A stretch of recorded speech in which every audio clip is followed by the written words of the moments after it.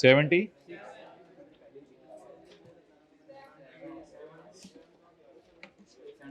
Okay, ऐसे ही पंगे ले रहे हैं।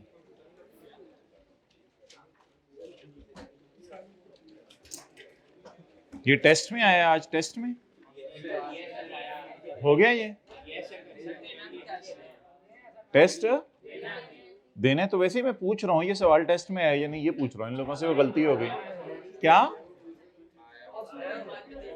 अब बाद में दे देंगे।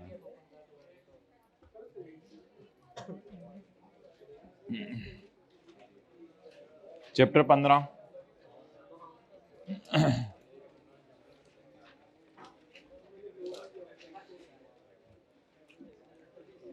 जी, कोई मसला क्वेश्चन 40 में? बस गाड़ी वाली प्रोविजन देख लें, बाकी तो कुछ भी नहीं था। बहुत ज्यादा ही आसान सवाल था ये। अच्छा, गाड़ी पहली बार मैच हुआ है, पेज 422। हाँ, ये होमवर्क में था। तुरंत कभी देखना। A new car was obtained on 30/24। एक नई गाड़ी ऑब्टेन की है 30/24 को। Car debit. A new car was obtained on 30/24, साल के आखिरी दिन, through a trade in scheme, यानी पुरानी गाड़ी देके नई गाड़ी लिया। ठीक है, इनको बता दिया। अब आपने, अब मेरी भी सुन लें। एक्सचेंजिंग द ओल्ड कार, तो ओल्ड कार को क्रेडिट करेंगे। Exchanging the old car, the price differential is payable. The price differential is payable.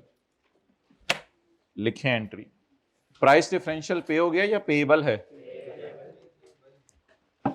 यहां तक लिख ली एंट्री आप लोगों ने? अब तसल्ली से इंग्लिश भी पढ़ लें।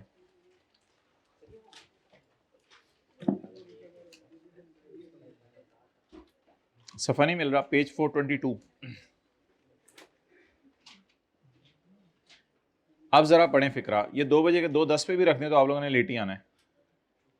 A new car was obtained on 30 जून। एक नई गाड़ी ऑब्टेन की है 30 जून को, तो car debit. Exchanging the old car, तो old car credit. In price differential is payable in 2 months। Price differential 2 महीने बाद देना। डन। अब इतना सही डेटा सवाल में दिया हुआ था, अब ऊपर जाके हमें एक चीज मिली, शुक्र है। फिर ये पुरानी कार होगी ना, कार्स तो नहीं है ना, तो फिर ये ओल्ड कार होगी, क्योंकि हमारे पास तो पिछले साल यही पड़ी हुई थी ना। तो ओल्ड कार क्रेडिट 18। अब और कोई डेटा ही नहीं है तो मैं क्या करूं? 1850। तो प्राइस बैलेंसिंग निकाल लें इसकी, 305।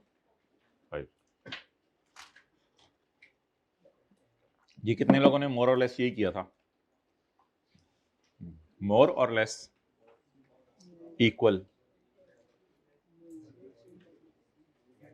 और किसी और कोई एडजस्टमेंट इस सवाल में? निहायत ही फारिग सवाल था। Loan, a payment of rupees 4 lakh was made to friend in repayment of loan। अच्छा, इस सवाल में कैश एंड बैंक का भी थोड़ा मसला था कि कैश अलग है और बैंक अलग है। आप बताएं उसने कैसे सोल्यूशन में किया हुआ था, कोई हाथ खड़ा करके बताए।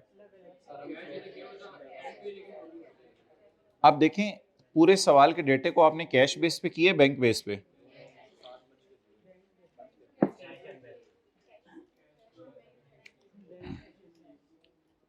ये वाला तो उसने लिखा हुआ था पेड इन, ये वाला लिखा हुआ था पेड थ्रू क्रॉस चेक।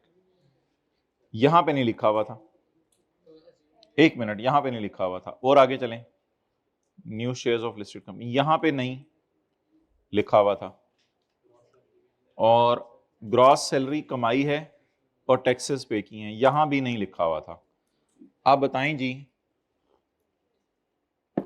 असल में एक मसला था ना इस सवाल में। अगर आप क्लास वाले सवाल की तरह लेके चलते ना कैश और बैंक को इकट्ठा, तो एंड पे अलग अलग ना कर पाते। बताएं क्यों? अगर आप कैश एंड बैंक को इकट्ठा लेके चलते क्लास वाले सवाल की तरह, और ये सारी पेमेंट्स कैश बैंक से मिक्स करके कर देते, तो साल के एंड पे अलग अलग ना कर पाते कैश एंड बैंक को? क्यों ना अलग अलग कर पाते? क्योंकि इस सवाल उस सवाल में कैश या बैंक दोनों में से एक का कैरी डाउन दिया हुआ था। इस सवाल में कैश या बैंक दोनों में से एक का कैरी डाउन नहीं दिया हुआ। तो अब बता दें फिर हम क्या करें? मेरे ख्याल से सारी पेमेंट्स फिर ये वाली जो पेमेंट्स हैं ये बैंक से कर देते, ये वाली और ये वाली।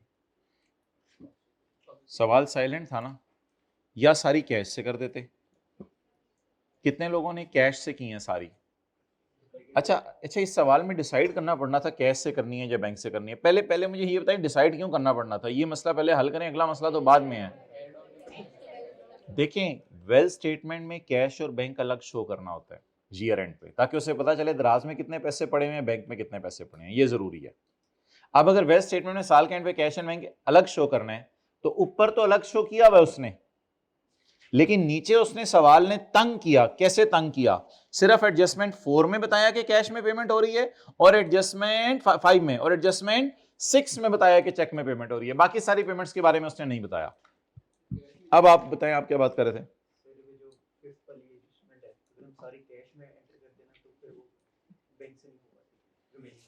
अच्छा, भाई कह रहे हैं कि ये सारी एडजस्टमेंट्स भी आपने कैश से की हैं। भाई कह रहे हैं कि जब मैंने ये सारी एडजस्टमेंट्स कैश से अज्यूम करके कर दी तो कैश में इतना बैलेंस ही नहीं रहा था। अच्छा, पर्सनल एक्सपेंस तो वैसे ही कैश से पे करने थे। तो अब करना क्या है? हल बताएं ना, हल। तो यही मैं कह रहा हूं, लिख लें। जिन पेमेंट्स के बारे में साइलेंट है उनको बैंक से कर दें, जिन पेमेंट्स और रिसीट्स के बारे में साइलेंट है उनको बैंक से कर दिया करें। जिन पेमेंट्स और रिसीट्स के बारे में सवाल साइलेंट है उनको बैंक से कर दिया करें।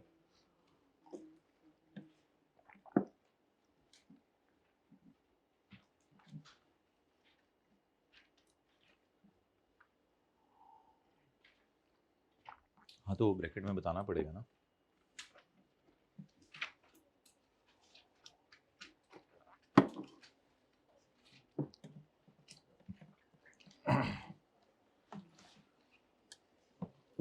ओके,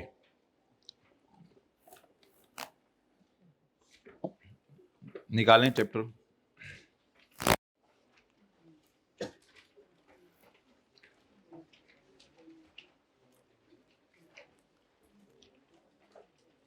भाई वो जरा पीडीएफ में डालो जो आपने पूरा चैप्टर फाइनल किया, सेक्शन 114 से 119।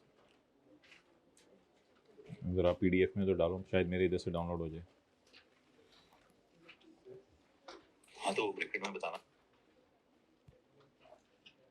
जी भाई, हाँ, ये रोजाना सवाल रह जाता है, रोजाना रह जाता है। वापस आए, अब आ जाएं, वापस आएंगे तो कदर होगी, ऐसे नहीं होगी। Consider the following situations. Page number 421। Hasan, a Pakistani citizen has been working in UK since 2015। Pakistan का सिटीजन है, यूके में रह रहा है 2015 से।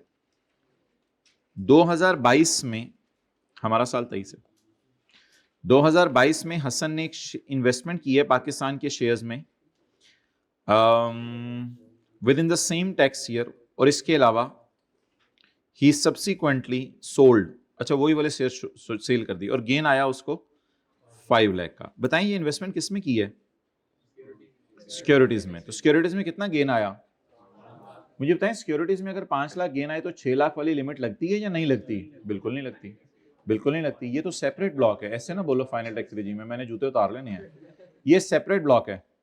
तो बताएं 5 लाख से ज्यादा इनकम है इसकी, या 6 लाख से ज्यादा इनकम है या कम है? इससे कोई फर्क नहीं पड़ता 6 लाख से कम है, क्योंकि ये सिक्योरिटीज हैं, सिक्योरिटीज में तो टैक्स लगेगा। अच्छा, आप बोलें tax paid in 22, tax paid in 22, tax उसने पे किया 22 में, ये लिख लिया आप लोगों ने? कितना टैक्स पे किया होगा मुझे क्या पता, सिक्योरिटीज का गेन मैंने कौन सा निकालना है, न्यूमेरिकल थोड़ा है, लेकिन आई एम डैम श्योर कि उसने टैक्स पे किया होगा 22 में। किस पर? सिक्योरिटीज में। हाउएवर इस साल उसने पाकिस्तान में कुछ भी नहीं कमाया, इस साल उसने पाकिस्तान में कुछ भी नहीं कमाया। ठीक है, कोई नहीं। अब ऐसा करते हैं कि हम जो है वो आते हैं चैप्टर के टॉप के ऊपर, और चैप्टर के टॉप पर आकर हम देख लेते हैं कि ये कंपनी नहीं है, इसने इस साल तो कुछ कमाया नहीं, इधर से भी फारिग हुआ, नॉन प्रॉफिट इदारा नहीं है, फाइनल टैक्स भी नहीं है, और पकड़ा गया। इसने पिछले 2 सालों में से किसी एक साल में क्या पे किया है?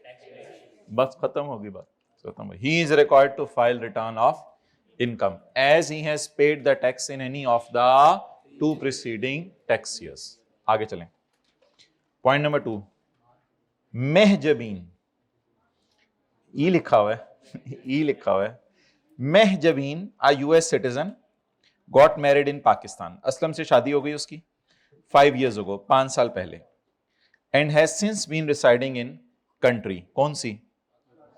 पाकिस्तान। तो इन जनवरी 2023, हमारा साल खत्म होने से 6 महीने पहले, इन्ना लिल्लाहि व इन्ना इलैहि राजिऊन, यूएसए में उसके अबू की डेथ हुई और उसको प्रॉपर्टी बाहर के मुल्क में मिली $4 lakh, situated with in USA, USA में सिचुएटेड है वो। उसने पाकिस्तान में कोई इनकम नहीं कमाई, उसके पाकिस्तान में कोई एसेट्स नहीं है। सबसे बड़ा एसेट उसका पाकिस्तान में उसका शोहर है, लेकिन वो तो जाहिर बात है हमारी नज़र में एसेट नहीं है, तो उसकी नज़र में होगा। Which has resulted in her not being required to file a return 2022 तक उसने रिटर्न कोई जमा नहीं करवाई थी, क्योंकि पाकिस्तान में उसकी कोई इनकम नहीं है, पाकिस्तान में उसके कोई एसेट्स नहीं है। तो महजबीन है, कंपनी नहीं है, 6 लाख से कम इस साल कमाया ही नहीं। महजबीन खुद नॉन प्रॉफिट इदारा नहीं है कि महजबीन का मैं नॉन प्रॉफिट इदारा। तो महजबीन ने फाइनल टैक्स की इनकम नहीं कमाई, पिछले 2 सालों में से किसी एक साल टैक्स नहीं दिया, पाकिस्तान में उसके कोई एसेट्स नहीं है, सवाल ने बताया हुआ है पाकिस्तान में उसके कोई एसेट्स नहीं। इतनी बारीकी से कितने लोगों ने घर में देखा था इन चीजों, और ना करें ना, मैं मान ही नहीं सकता कि ये पॉइंट पढ़ के आपने सारों को एक दफा नजर मारी, मैं मां ओ जान दे अच्छा बड़ा अच्छा। आगे ये किया होगा He has obtained Indian commercial industrial connection of electricity.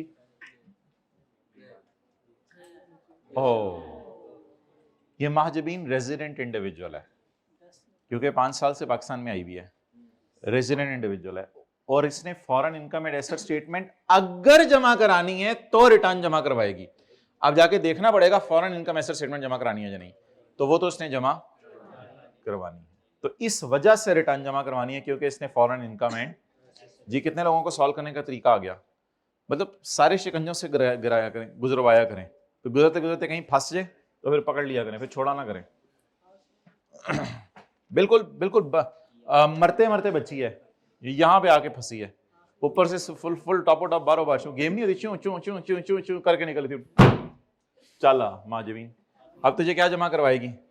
Return, because he is also required to file foreign income and. अच्छा, अब अपनी रिटर्न में ये कह देगी कि मेरी सैलरी इनकम 0 है, बिजनेस इनकम 0 है, कैपिटल गेन इनकम 0 है, शोहर मौजूद है, टोटल इनकम 0।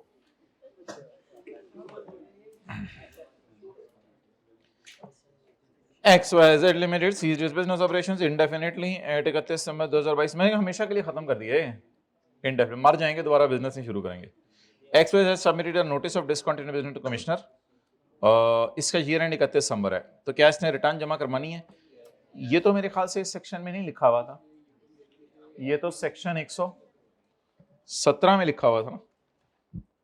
जो बंदा बिजनेस क्या करे खुद ही या फिर कमिश्नर के कहने के ऊपर, डन। ये है ना, कहीं लफ्ज ढूंढें, पीरियड रिटर्न जमा करवाएगा। तो बिजनेस डिसकंटिन्यू करने वाला किस सेक्शन के मुताबिक रिटर्न जमा करवाएगा? सेक्शन 117 के मुताबिक, और ये इसका सेपरेट टैक्स ईयर होगा, लेकिन डेट ऑफ डिसकंटिन्यूएंट तक जमा करवाएंगे। तो लिखें कब से कब तक की रिटर्न बनाएंगे ये ना वैसे समझें, इसका ईयर शुरू हो रहे 1 जनवरी 22 को और खत्म हो रहे 31/12/22 को। 1 जनवरी 22 को शुरू हो रहे, 31/12/22 को खत्म हो रहे, और 31 अगस्त को, भाई ये हद होती है वैसे हाइब्रिड में, 31 अगस्त को इसने बिजनेस बंद कर दिया।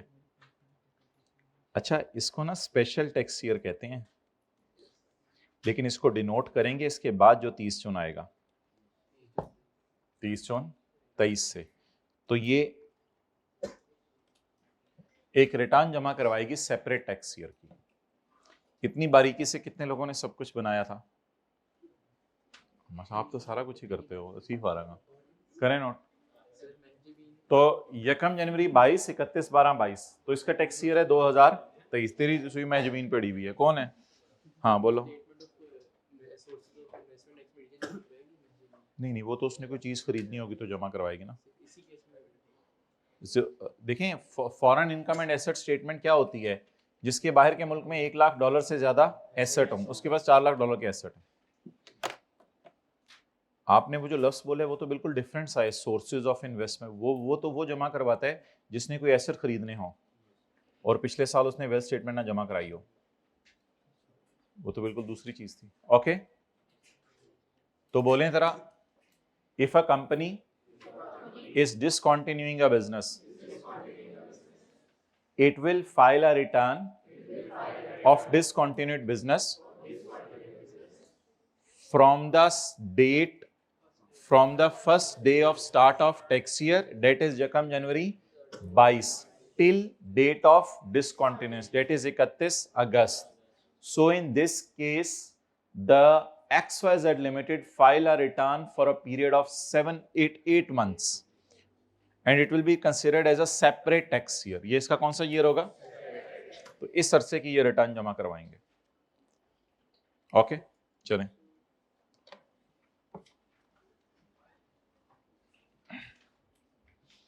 निकाल लें चैप्टर 20।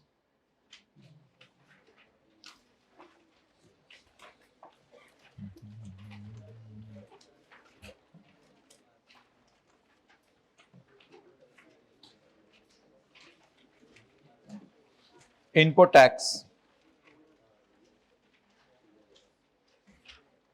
ये डाल दी है उधर फाइल में हमारी। Input tax in relation to a registered person means, input tax एक रजिस्टर्ड बंदे के लिए क्या होगा?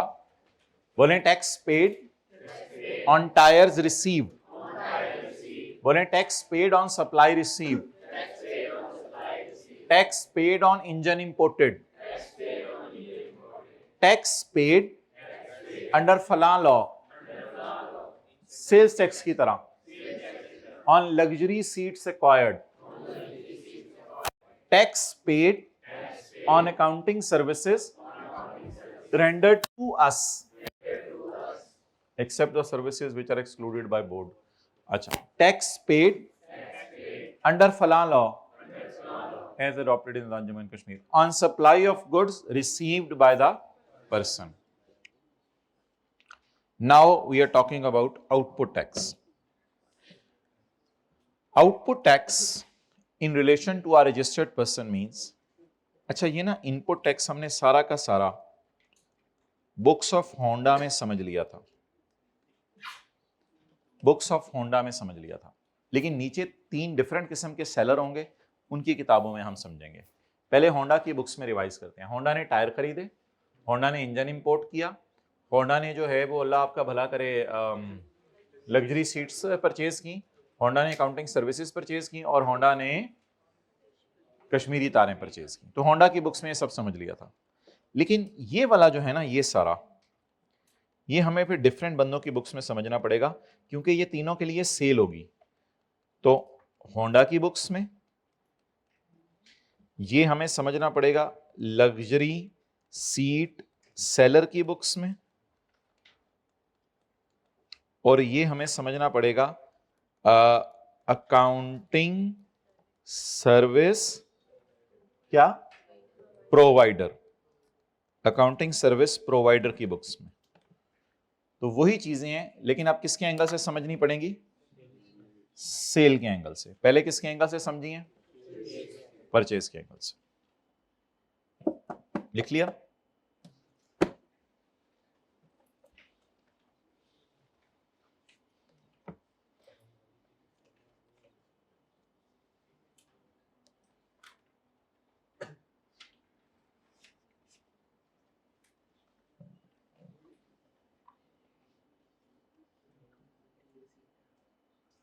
डन।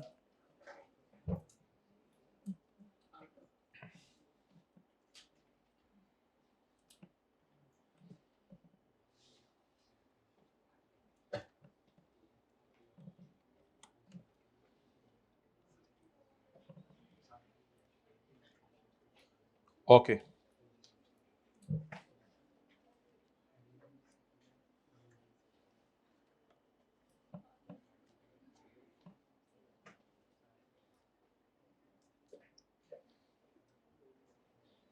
बोले टैक्स रिकवर्ड। अब लेविड का मतलब इधर क्या होगा, 20 में लेविड का मतलब क्या होगा, रिकवर्ड, और उधर क्या था, लेविड का मतलब paid. Tax recovered on sale of car, tax recovered on made by Honda.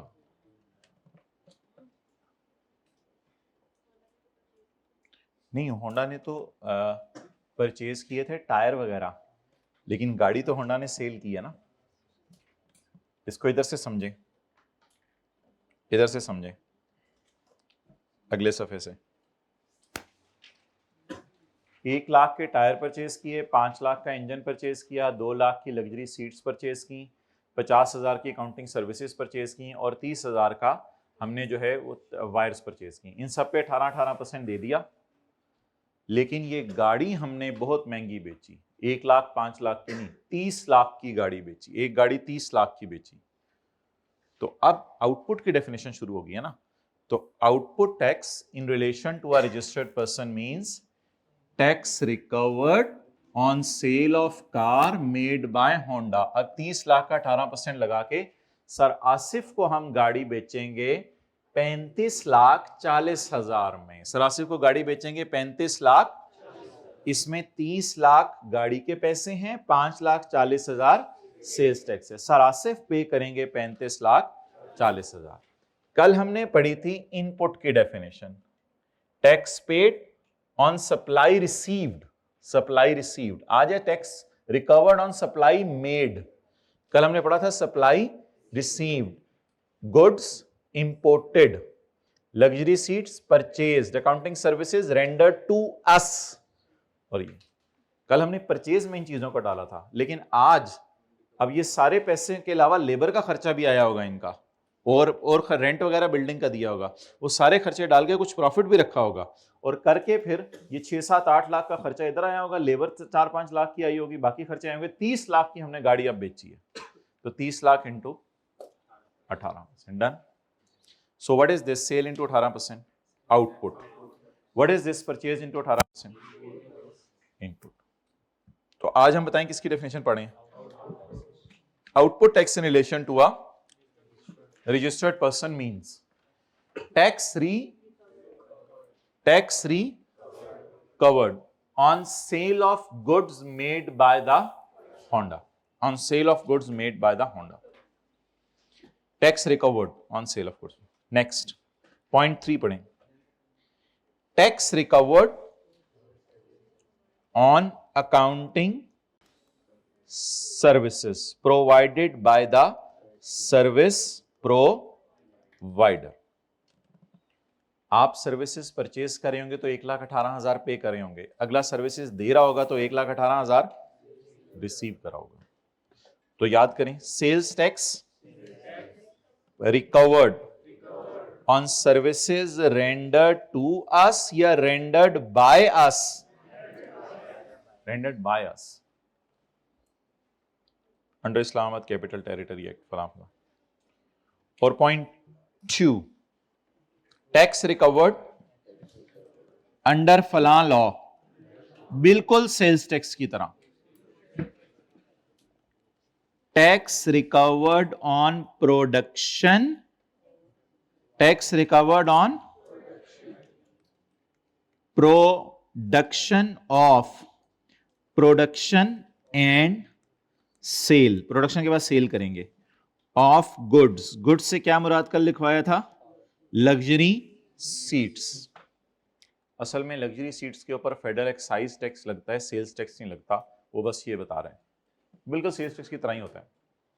बोलें, tax recovered on production and sale of goods यानी luxury seats, by luxury seat seller, by luxury seat seller.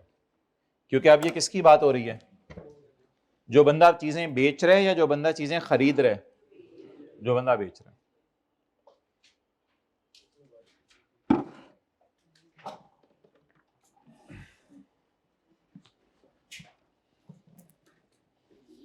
चलें जी, याद करें, tax recovered on sale of car made by Honda,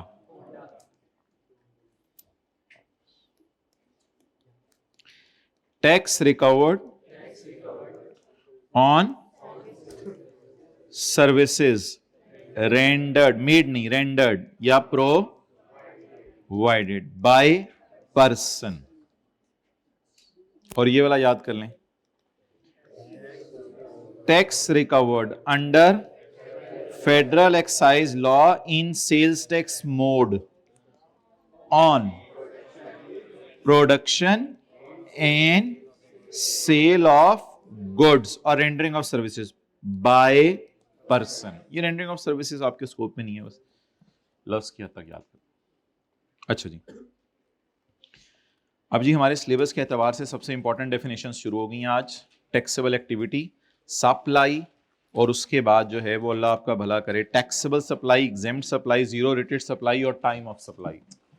ये numerical portion में सबसे ज्यादा टेस्ट होने वाली चीजें हैं, तो इनको बड़े तसल्ली से आप लोगों ने आज समझना है। चलें जी, taxable goods means all goods other than exempt, तो छोड़ें, इधर आए। Taxable activity, so every person in Pakistan is not doing a taxable activity. मिसाल के तौर पे हम कॉलेज में बच्चों को अगर पढ़ा रहे हैं तो इन सर्विसेज पे अभी तक गवर्नमेंट ने सेल्स टैक्स नहीं लगाया हुआ।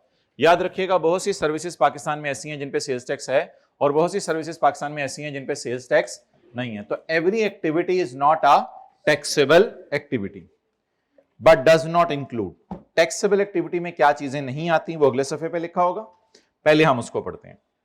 क्या चीजें टैक्सेबल एक्टिविटी नहीं है, तो बाकी फिर टैक्सेबल एक्टिविटी में चली जाएंगी, अगले सफे में आए। Services provided by an employee to an employer, employee employer को अगर सर्विसेज दे रहा है तो ये टैक्सेबल एक्टिविटी नहीं है।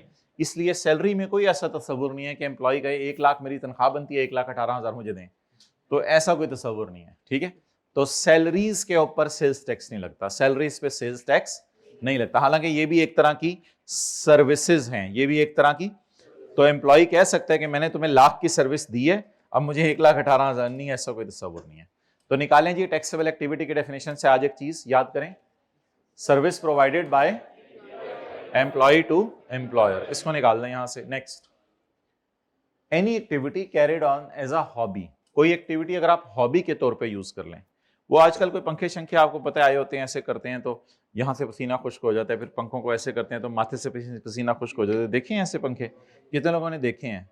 हाँ चलो 2-4 हैं ऐसे जिन्होंने देखे हुए हैं। तो अगर आपने ऐसे कोई पंखे बनाए और बना के लोगों में मुफ्त बांटे तो फिर वो आपकी हॉबी होगी, फिर वो आपकी क्या होगी, और वो टैक्सेबल एक्टिविटी नहीं होगी।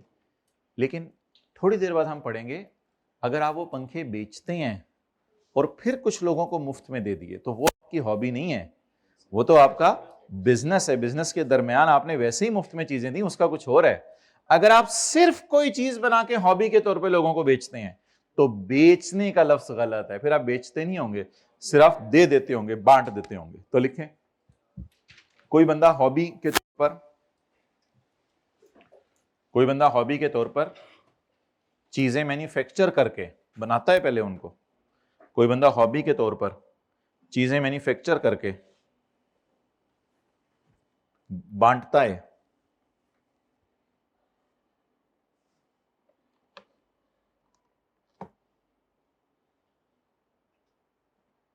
तो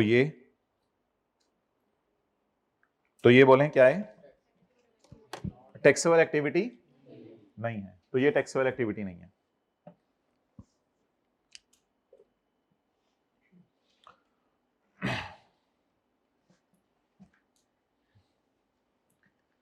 अच्छा, एक डायग्राम्स 1-2 दिन से बना रहे हैं हम, लेकिन मुझे अब समझ नहीं आ रही आप लोगों से शेयर करनी है या नहीं करनी है, क्योंकि ऐसा सच इनका कोई फ़ायदा पता नहीं अब आपको हो या ना हो, लेकिन देख लें अब आप लोगों को फ़ायदा हो या ना हो। Persons not required to furnish return of income, widow, orphan below 25 years of age, disabled person, और अगर इनके पास ये चीजें हैं, अगर इनके पास ये चीजें हैं, वरना नहीं।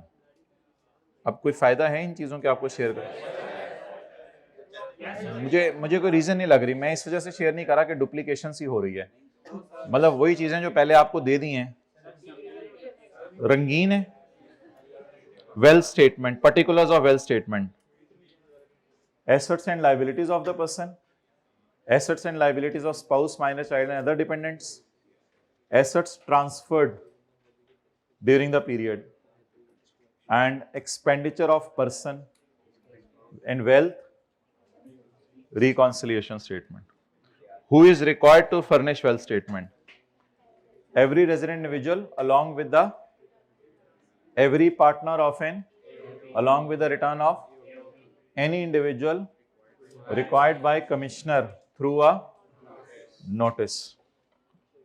Revision of wealth statement, intimation देनी है कमिश्नर को, रिवाइज रीजंस बतानी है। ये वाली बात तो अभी आपको नहीं पढ़ाई हुई, ये छुड़वाई भी है। Commissioner must be satisfied that भोली गलती थी और revision is allowed with in 5 years। ये तो वैसे ही नीचे रिवीजन की समरी दी हुई है, तो आई डोंट थिंक सो ये एक तरह की सॉर्ट ऑफ डुप्लीकेशन है।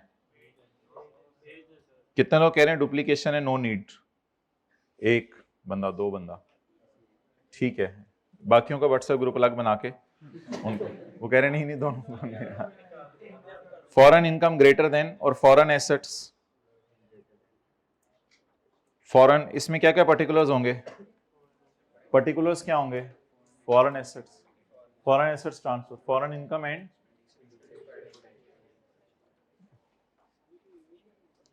क्या चीज? हाँ लेकिन उसको वो बनाना पड़ता है ना, कोई 10-15 दफा इसके वर्जन निकले हैं फिर कहीं जाके, अभी भी ये फाइनल वर्जन नहीं है।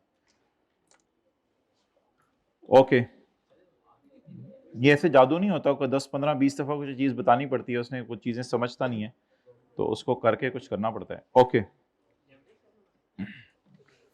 तो देख लें, अगर जरूरत हुई तो आपको भेज देंगे। Okay, 33 page 558, taxable activity. 2 चीजें पहले हमने बाहर निकाल दी है, नंबर 1 हाँ, और number 2 private recreational hobby. Taxable activity, taxable activity, taxable activity means any economic activity carried on by person whether not for profit. Whether not for profit का मतलब ये होता है कि कई दफा आप प्रॉफिट पर्पस के लिए चीजें बेच रहे होते हैं, कोई इक्का दुक्का चीजें नॉट फॉर प्रॉफिट भी बेच देते हैं, कोई इक्का दुक्का चीजें चैरिटी भी कर देते हैं। बिजनेस करना पाकिस्तान में टैक्सेबल एक्टिविटी है, चीजें खरीद के बेचना पाकिस्तान में टैक्सेबल एक्टिविटी, और चीजें बना के बेचना भी पाकिस्तान में, चीजें बेचना और साथ सर्विसेज देना या दोनों काम करना कोई बंदा कर रहा हो, ये भी पाकिस्तान में क्या है। और कोई वन ऑफ किस्म का काम आपने ट्रेडिंग में कर लिया, कोई एक दफा चीज खरीद के बेच दी, तो वो भी टैक्सेबल है। And anything done during the commencement of termination of economic activity, कोई चीज भी आपने कमेंसमेंट या टर्मिनेशन ऑफ इकोनॉमिक एक्टिविटी के वक्त कर ली, that also will be considered as a बोलें टैक्सेबल एक्टिविटी। डन? तो याद करें, any activity in the form of business, trade और manufacture, any activity that involve sale of goods और रेंडरिंग ऑफ सर्विस और both, a one off adventure in the nature of trade, and anything done during the commencement of termination or commencement और termination। कई दफा commencement पे आप heavy discount लगा देते हैं चीजों पे, बिजनेस शुरू होता है ना नया नया, और कई दफा टर्मिनेशन के वक्त heavy discount लगा देते हैं क्योंकि आपका दिल होता है जल्दी से कारोबार बंद करें और जाएं, तो ये चीजें डिस्काउंट पे बेचना ये भी टैक्सेबल है, कोई ऐसी बात नहीं। और हम आने वाले दिनों पे पढ़ेंगे, अगर डिस्काउंट बिल के ऊपर मेंशन कर दें तो फिर तो डिस्काउंट माइनस करके आप सेल्स टैक्स लगाया करेंगे इंशाल्लाह। तो ये चार हमारी पाकिस्तान में बोलें कौन सी एक्टिविटीज हो गई, टैक्सेबल या नॉन टैक्सेबल? नॉन टैक्सेबल तो ये हैं जो अगले उसके ऊपर है। ओके, सप्लाई की डेफिनेशन। सप्लाई में सेल तो आती है, आपने 70 टिश्यू पेपर के डब्बे बना के बेचे, 2 टिश्यू पेपर के डब्बे आपने गिफ्ट कर दिए किसी को, 3 टिश्यू पेपर के डब्बे आपने किस्तों पे बेचे, 4 टिश्यू पेपर के डब्बे आप घर ले गए बेगम के अथरू साफ करने के लिए, बिजनेस यूज। 2 टिश्यू पेपर के डब्बे आपने अपने बिजनेस में ही रख लिए।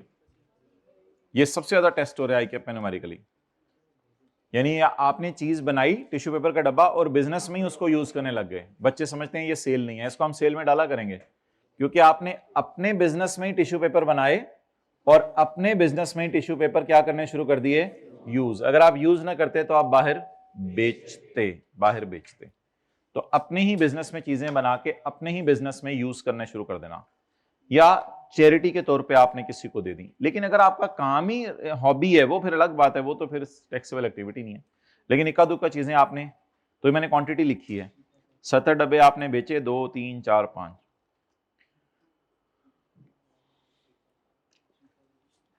गिफ्ट की डेफिनेशन बड़ी अजीब सी है, ट्रांसफर ऑफ हक। आप अगले हक दे देते हैं कि अब तुम बेच सकते हो चीजें एज ओनर, अब तुम ओनर हो, तुम आगे बेच सकते हो चीजें। जैसे आपको अच्छा नहीं लगता कोई आपका दिया हुआ गिफ्ट बेचे, लेकिन गिफ्ट की डेफिनेशन यही है, ट्रांसफर ऑफ हक। ट्रांसफर ऑफ हक। ये देखिए मैं भाई को गिफ्ट करने लगा हूं, ये निकालें, ये मैंने टिश्यू पेपर इनको गिफ्ट कर दिया, टिश्यू पेपर का डब्बा नहीं, टिश्यू पेपर। मैंने इन्हें हक ट्रांसफर कर दिया है कि आगे इस टिश्यू को साथ वाले को 5 रुपए का बेच भी सकते हैं।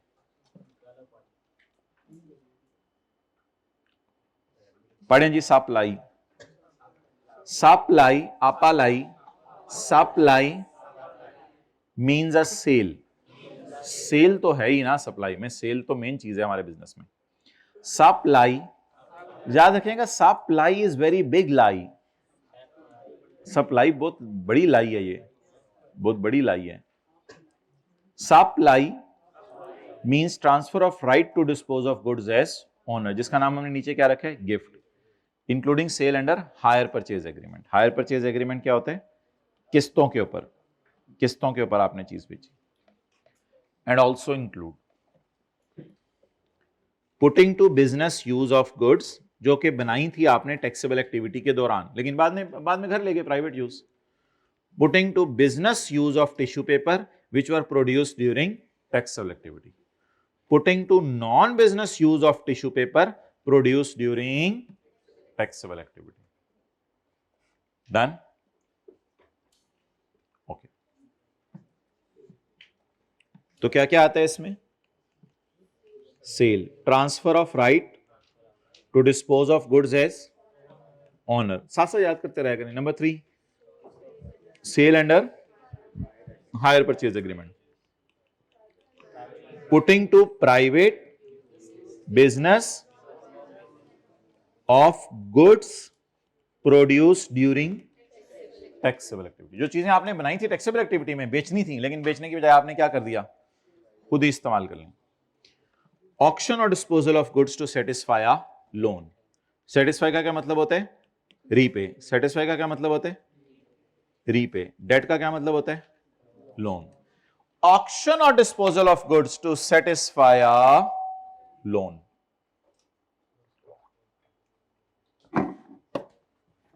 चीजों का नीलामी में बेच देना ताकि आप उन चीजों को बेच के क्या वापस कर सकें, लोन। तो ये भी सेल ही है, आपने चीजें तो बेची है ना, चीजें बेच के जो पैसे आए बाद में उससे क्या वापस कर दिए, लोन वापस कर दिया। ओके, अगले सफे पे आए जरा।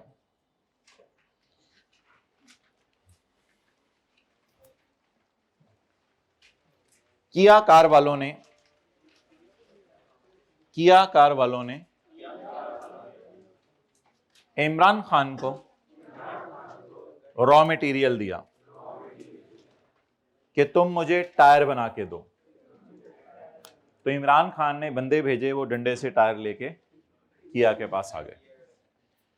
तो रॉ मटेरियल किसने दिया?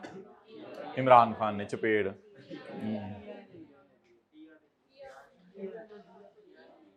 और टायर बना के किसने वापस किए?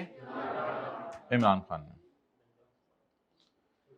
अगर किया ने टायर बनाने के लिए रॉ मटेरियल रॉ ना पड़िएगा घर में प्लीज, वो दीवाने हो जाएंगे। अगर किया ने टायर बनाने के लिए मटेरियल रॉ खरीदा, अगर किया ने टायर बनाने के लिए रॉ मटेरियल खरीदा और सोचा कि टायर किसी और से बनवाएं, तो किया ने टायर का रॉ मटेरियल इमरान खान को दे दिया कि आप अपनी फैक्ट्री में बना दें। तो जब इमरान खान टायर बनाकर किया या किया के एजेंट को वापस करेगा, तो समझा जाएगा इमरान खान ने किया को टायर सप्लाई कर दिए। समझा जाएगा इमरान खान ने किया को टायर सप्लाई कर दिए। ये भी एक सप्लाई की डेफिनेशन है। ये न्यूमेरिकली आपके सिलेबस में नहीं आएगा। असल में यहां पे इमरान खान भाई दर्जी वाला काम कर रहे हैं। बताएं हाथ खड़ा करके कैसे? देखें, कपड़ा किसी और ने दिया है, जिसने कपड़ा दिया है उसको आप सूट बना के दे रहे हैं, तो इसको कहते हैं सर्विस प्रोवाइडर।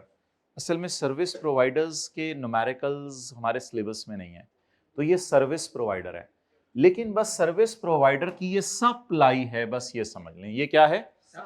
और आने वाले दिनों में हम बात करेंगे कि टायर की फेयर वैल्यू पे टैक्स लगेगा इमरान खान के लिए या इसकी सर्विस की फेयर वैल्यू पे लगेगा, वो फिर अलग बहस है, वो न्यूमेरिकली नहीं आनी, हल्का फुल्का थ्योरी में आएगी। तो फिलहाल बस ये समझ लें इमरान खान के लिए क्या है, सप्लाई। देखें जरा उर्दू पढ़ने के बाद इंग्लिश का फिक्रा समझ आ रहा है। In case of manufacturing of goods belonging to another person, goods तो किसी और की थी ना, आपने उनकी मैन्युफैक्चरिंग कर दी। द ट्रांसफर और डिलीवरी, द ट्रांसफर बैक मतलब समझ गए आप, बना के ट्रांसफर कर दिया ना। The transfer back of such goods to किया और टू एजेंट नॉमिनेटेड बाय किया इज कंसिडर्ड एज सप्लाई। ये पिछले सफे से जाके मिलेगा ना, इज कंसिडर्ड एज सप्लाई। ये क्या समझा जाएगा? ओनर इज, लिखें is considered as supply excellent by Imran Khan. ये समझा जाएगा इमरान खान ने सप्लाई कर दिया। बड़ा बड़ा करके लिखें, is considered as supply by Imran Khan.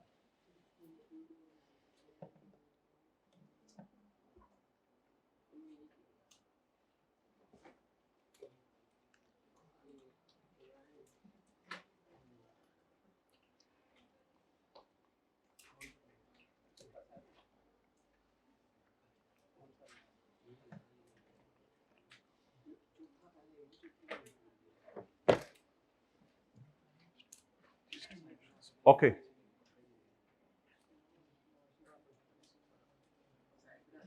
Point number C, point number C, diagram बनाएं। जगह बड़ी बड़ी छोड़ी हुई है हमने किताब में इसके लिए। पिछले सफे पे आए भाई जी, पिछले सफे पे आए।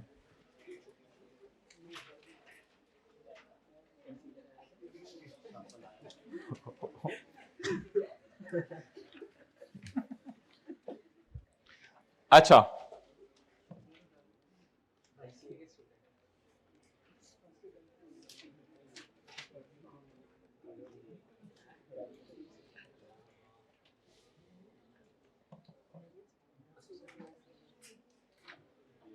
मैं जनवरी में सेल्स टैक्स के लॉ में रजिस्टर्ड था। अब मैंने अपने आप को अनरजिस्टर्ड करवा लिया। मैं जनवरी के सेल्स टैक्स के लॉ में क्या था, लेकिन फरवरी के महीने में मैंने अपने आप को क्या करवा लिया, अनरजिस्टर। अनरजिस्टर तो गलत लफ्ज लग रहा है, डी रजिस्टर। मैंने अपने आप को क्या करवा लिया, डी रजिस्टर करवा लिया। मुझे हाथ खड़ा करके बताएं कि सेल्स टैक्स में किस बंदे ने अपने आप को रजिस्टर करवाना होता है, किसने अपने आप को रजिस्टर नहीं करवाना होता। ये तो आपने पढ़ा ही था, wholesaler, dealer, manufacturer, importer, retailer, इन्होंने अपने आप को रजिस्टर करवाना होता है और बाकियों ने अपने आप को रजिस्टर। अब आज का सवाल यह है क्या क्या रजिस्टर बंदा अपने आप को डी रजिस्टर करवा सकता है या नहीं।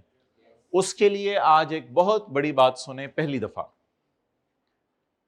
कॉटेज इंडस्ट्री की हमने डेफिनेशन इसीलिए पढ़ी हुई थी, आज वो अप्लाई होने लगी है। कॉटेज इंडस्ट्री होती है छोटी इंडस्ट्री। पाकिस्तान में अगर आप साबित कर दें मेरी कॉटेज इंडस्ट्री है, तो आपने फिर 100 वाली चीजें 100 की ही बेचनी है। गवर्नमेंट कहती है छोटी छोटी इंडस्ट्रीज को हम तंग नहीं करते, वो अगर 100 वाली चीज बना के 100 की बेचते रहे तो हमें कोई मसला नहीं है। वो छोटी मोटी चीजें, कोई कंगियां बना रहा है अपने घर के अंदर, वो हमने पढ़ा था घरों के अंदर कॉटेज इंडस्ट्री होनी चाहिए कहीं। कोई कंगिया बना रहा है, कोई हेयर ब्रश बना रहा है, कोई और चीजें बना रहा है, तो गवर्नमेंट कहती है जो छोटी मोटी चीजें लोग घरों में बनाते रहते हैं, लेबर 10 से कम होनी चाहिए। हमने कहा था 10 भी हो सकती है बस। और बिजली का मीटर भी आपका रेजिडेंशियल ही होना चाहिए। किधर इधर क्लास हो रही है, बिजली का मीटर भी आपका रेजिडेंशियल होना चाहिए। तो जो इंडस्ट्री कॉटेज इंडस्ट्री है, छोटी इंडस्ट्री है, वो अपने आप को क्या करवा सकती है, डी। अच्छा, क्या ऐसा हो सकता है कि मैं जनवरी में I was not cottage industry but now I am cottage industry.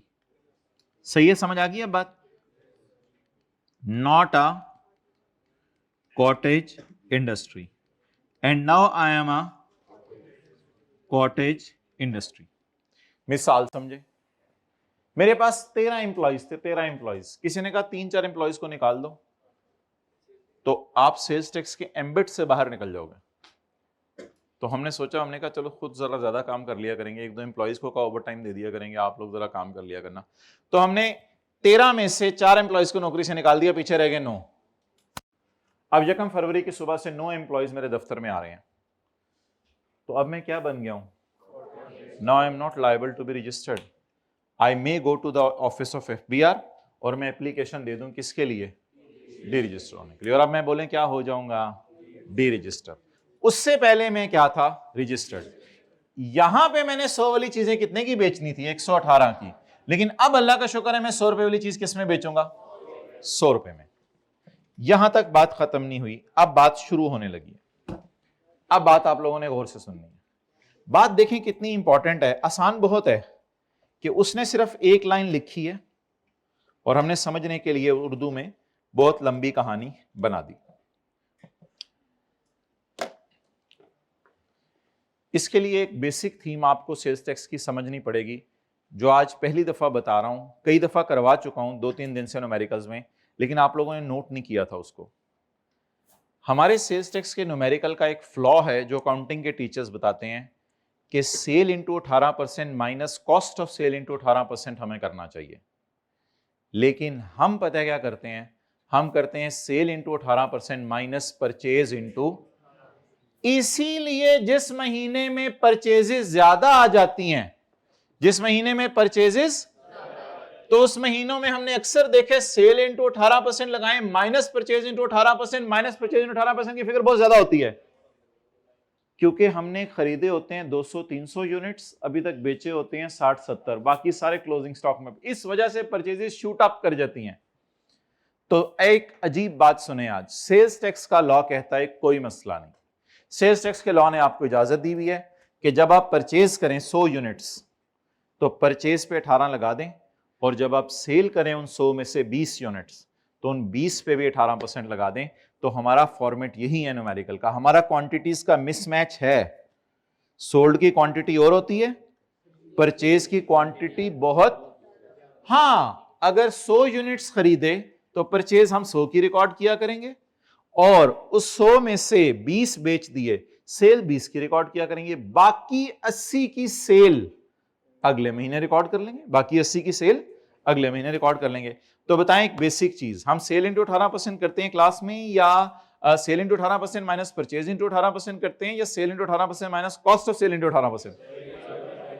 इस वजह से अक्सर हमारी परचेजेस महंगी और ज्यादा होने की वजह से परचेजेस की फिगर बहुत हैवी हो जाती है, और कभी कभी तो यहां तक हो जाता है कि sale into 18% minus purchase into 18% करें तो जवाब नेगेटिव में आ जाता है।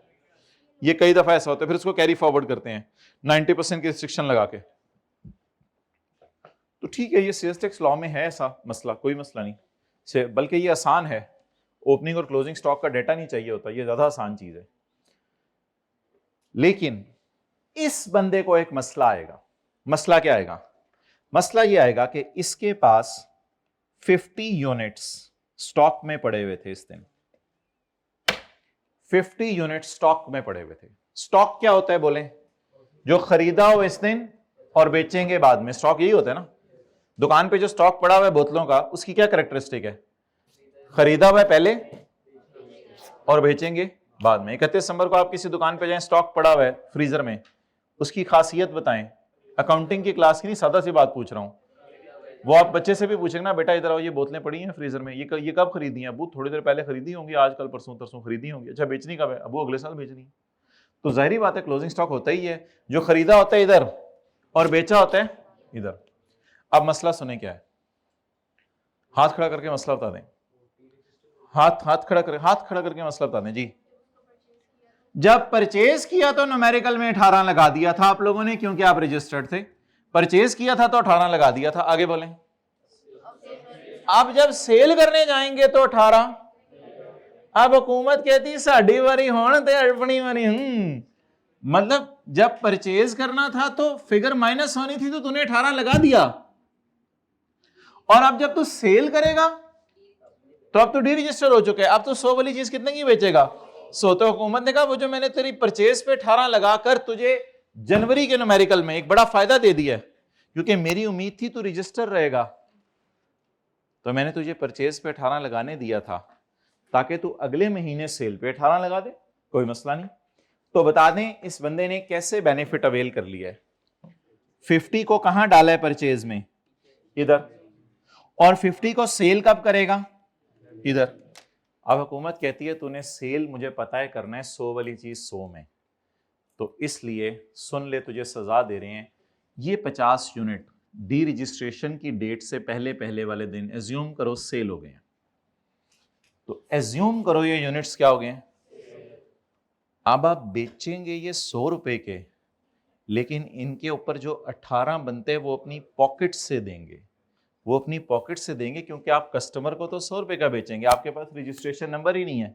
जो भी ग्राहक आएगा, तो इसका हल ये होता है कि लोगों को क्या कहा जाता है, डी रजिस्टर थोड़ा लेट करा लो अपने आप को और ये यूनिट्स बेच दो जल्दी जल्दी। वो हल होते हैं। हल तो हम इस वक्त डिस्कस नहीं कर रहे कि ये बंदा अब इससे कैसे निकले, वो हम डिस्कशन नहीं करें, क्योंकि एक अजीब सी बात है, वो मैं बताना नहीं चाहता था। अगर आप कॉटेज इंडस्ट्री रह के भी अपने आप को रजिस्टर रखें तो गवर्नमेंट कोई मना नहीं करती, क्योंकि हो सकता है 2-4 दिन बाद आप 2-4 एम्प्लॉयज़ को और नौकरी दे दें, तो बार बार इस तरह रजिस्टर डी रजिस्टर नहीं गवर्नमेंट खेलती रहती, तो वो आपकी मर्जी होती है। बहरहाल इस बात को करना मकसूद नहीं था, वैसे किसी के जहन में सवाल आता तो बताना था।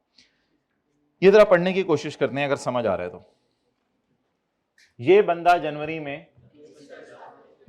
जनवरी में इसने सोचा कि मैं 1 फरवरी से अपने आप को, वजह मैंने नीचे बता दिया, 50 यूनिट्स को इसने परचेज में जनवरी में डाल दिया था। इसका मतलब है इनका, ये जरा इनपुट पहले पढ़िएगा, सॉरी, इसका मतलब है इनका इनपुट माइनस कर चुका है। लिख लिया करें अगर ऐसा कभी हो। इसका मतलब है इनका इनपुट माइनस कर चुका है, यानी जनवरी में फायदा, इनपुट तो माइनस होता है ना न्यूमेरिकल में, माइनस होने से फिर माइनस बड़ी फिगर हो तो आपके तो मजे हैं। अब इन 50 यूनिट को फेब में जब सेल करेगा तो आउटपुट रिकॉर्ड क्यों नहीं करेगा बोले? क्योंकि वो डी रजिस्टर है। आउटपुट रिकॉर्ड नहीं करेगा क्योंकि डी रजिस्टर है। इससे हुकूमत को, क्योंकि परचेज पे उसने 18 लगाने थे। लेकिन ये मसला कॉमन नहीं है, ये मसला सिर्फ किन लोगों को आता है? जो रजिस्टर होते हैं पहले, उन लोगों को मसला आता है, सबको तो नहीं मसला आएगा। इस नुकसान को कवर करने के लिए हुकूमत कह रही है, बताएं हुकूमत क्या कह रही है, 31 जनवरी को आपके पास 50 यूनिट्स का पड़े होना हम सेल एज्यूम कर लेंगे। 50 यूनिट्स का पड़े होना हम सेल एज्यूम कर लेंगे। आई थिंक बात इंग्लिश में तो सादा सी बात है, possession of goods before D is considered as supply. Possession पड़े होना चीजों का इमीडिएटली बिफोर। इंग्लिश का फिक्रा तो 2-3 लाइनों का, ये तो याद हो ही जाएगा आराम से, नोट कर लें।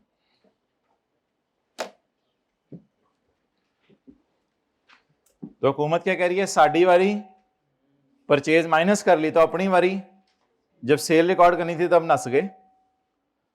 ये बिल्कुल उसी तरह जिस तरह क्रिकेट मैच में होता है, बैटिंग लेके जब बॉलिंग की बारी आई तो नस गए। बैटिंग में मजा आता है, बॉलिंग में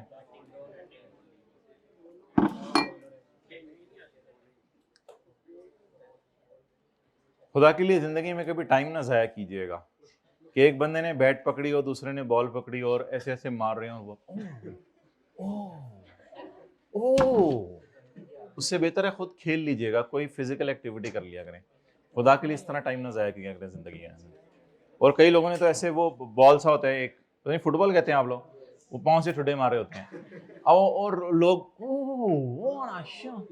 बस बैठ गए ना 3-4 घंटे में, भाई ये चीजों का हिसाब होने वाला है। आप कोई फिजिकल एक्टिविटी करें, कोई हेल्दी एक्टिविटी करें, कोई काम का काम करें, लेकिन ये ओ वाले से बाहर निकल आए।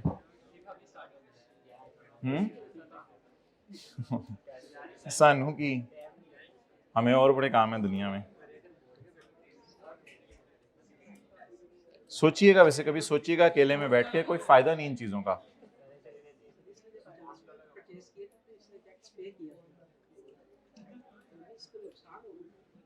इसको नहीं नुकसान होगा। इसने जब 50 यूनिट्स खरीदे थे तो पेमेंट करके इसने वो पेमेंट माइनस कर ली, माइनस करके इसका टैक्स सेव हो गया। ये हुआ ना, परचेजेस माइनस होती हैं असल में। ओके, याद करें जी, सिंपल बोलें, पोजेशन पड़े होना of taxable goods held immediately before, मतलब बताएं, possession of goods is assumed as, possession is assumed as sale, बोले possession is assumed as sale। अब जरा गुस्से से बोलें, possession is assumed as sale। हालांकि ये अब सेल तो 100 रुपए पे होंगे, लेकिन एज्यूम किया जाएगा ये सारे के सारे क्या हो गए, सेल हो गए। Okay, board with approval of federal minister in charge में specify neither transaction as supply, taxable supply और एग्जेम्प्ट सप्लाई और जीरो रेटेड सप्लाई। कितनी डेफिनेशंस हैं बोलें, taxable supply, exempt supply, zero rated. सबसे पहले taxable supply. Taxable supply means the supply of taxable goods made by an importer, manufacturer, wholesaler, dealer, distributor, retailer other than exempt sale. Exempt इसमें नहीं आएंगे। And includes a zero. हाय हाय क्या diagram बनी। Taxable are supplies other than exempt but include a zero. Numerical में तो हम 3 हेडिंग्स डालते हैं ना, टैक्सेबल एट 18, टैक्सेबल एट 0 और एग्जेम्प्ट सेल। वर्किंग 2 में exempt supply means a supply which is exempt from tax. ये किसी दिन पढ़ेंगे definition. Zero rate supply means a supply which is chargeable to tax at the rate of 0%। Okay, अब जी numerical point of view से मैंने आपको बताया था सबसे इंपॉर्टेंट डेफिनेशन हमारी आ गई है, time of supply. Time of supply, time of supply क्यों इंपॉर्टेंट डेफिनेशन है, वजह सुने। आपने चीजें बेच दी लेकिन पैसे नहीं आए, या रिवर्स बात करें, पैसे आ गए, आपने चीजें, चलें जी एग्जांपल्स करना शुरू करते हैं। होंडा को पैसे आए 1,18,00,000 और होंडा ने गाड़ी बेची फरवरी में। आप लोगों ने इसे नाला करना है जनवरी के न्यूमेरिकल में, क्योंकि दोनों में से जो इवेंट अर्लियर हुआ करेगा, दोनों में से जो इवेंट जी, सर आसिफ ने होंडा को पैसे किस दिन दिए? जनवरी में, 1,18,00,000 होंडा की सेल है ये। और होंडा ने गाड़ी कब डिलीवर की? अकाउंटिंग के टीचर कहेंगे एंट्री करो cash debit advance from customer credit और advance from customer debit sale credit. तो अकाउंटिंग के टीचर डलवाएंगे फरवरी के महीने में सेल में, लेकिन हम लोग जनवरी के न्यूमेरिकल में सेल में डाला करेंगे। आगे चलें, एग्जांपल नंबर 2, गुड्स डिलीवर हुई अप्रैल में, सरासिफ को गाड़ी डिलीवर हो गई, सरासिफ ने पैसे दिए बाद में मई में, होंडा के पास पैसे आए बाद में, दोनों में से अर्लियर इवेंट गुड्स डिलीवर होना। तो बताएं किस वक्त टैक्स लगेगा? जो इवेंट अर्लियर होगा। The time at which the goods are delivered, नहीं, मेड अवेलेबल नहीं, ये बिल्कुल एक अलग कॉन्सेप्ट है, इसको ब्रैकेट में ले लें, इसको ब्रैकेट में ले लें, इसको प्लीज, कॉन्सेप्ट अभी और है।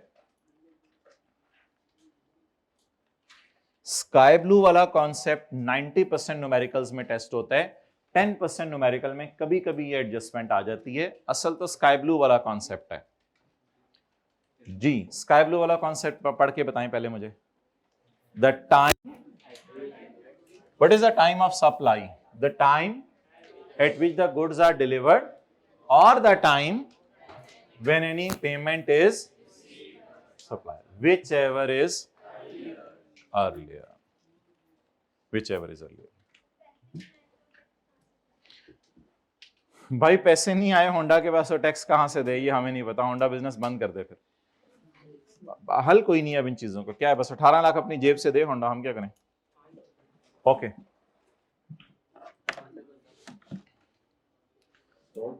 अब अगला कॉन्सेप्ट है हमारा मेड अवेलेबल। अगला कॉन्सेप्ट क्या है जी माय डियर? सवाल पूछें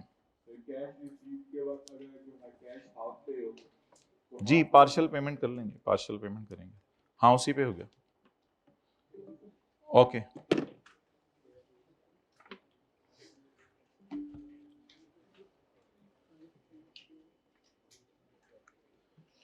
मार्च में होंडा ने फोन किया, अस्सलाम वालेकुम सर आसिफ, क्या हाल है, खैरियत से हैं? सर आसिफ ने कहा जी अल्हम्दुलिल्लाह मैं खैरियत से। सर गाड़ी तैयार है, गाड़ी तैयार है, आप ले जाएं, मेड अवेलेबल। क्या हुआ? तो बातें कर रहे हैं दोनों। इन दोनों को ऐसे जुदा करो जैसे आसमान और जमीन जुदा है। अच्छा, शुक्रिया। अच्छा, मार्च में फोन आया, सर आसिफ गाड़ी तैयार है।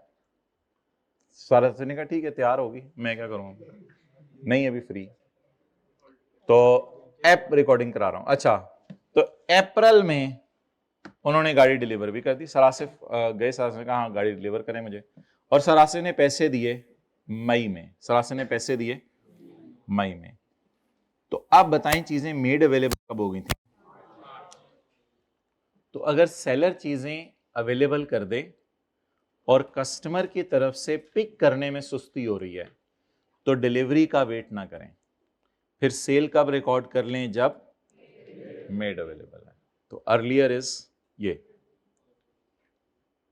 अब रूल क्या बनेगा? अब रूल बनेगा मेड अवेलेबल और cash received, which ever is. Made available के केस में डिलीवरी डेट को इग्नोर करेंगे, मेड अवेलेबल के केस में डिलीवरी डेट को इग्नोर करेंगे। ये दोनों मेड अवेलेबल के सिनेरियो हैं, इन दोनों के साथ लिख लें। मेड अवेलेबल के केस में डिलीवरी डेट को इग्नोर करेंगे, बल्कि यहां लिख लें इस तरह, मेड अवेलेबल के केस में डिलीवरी डेट को इग्नोर करेंगे। ऐसा कभी नहीं हो कि डिलीवरी पहले हो मेड अवेलेबल बाद में हो। सर आपसे गाड़ी ले जाएं, बाद में फोन करके तैयार है जी गाड़ी। मेड, अच्छा समझ आ जाती हैं आप लोगों को चीजें, आप हंसते हैं तो इससे मुझे पता चल जाता है कम से कम। वेल डन यार, ये तो अच्छी बात है, समझ आ जाती हैं चीजें, घर जाके याद करें ना करें।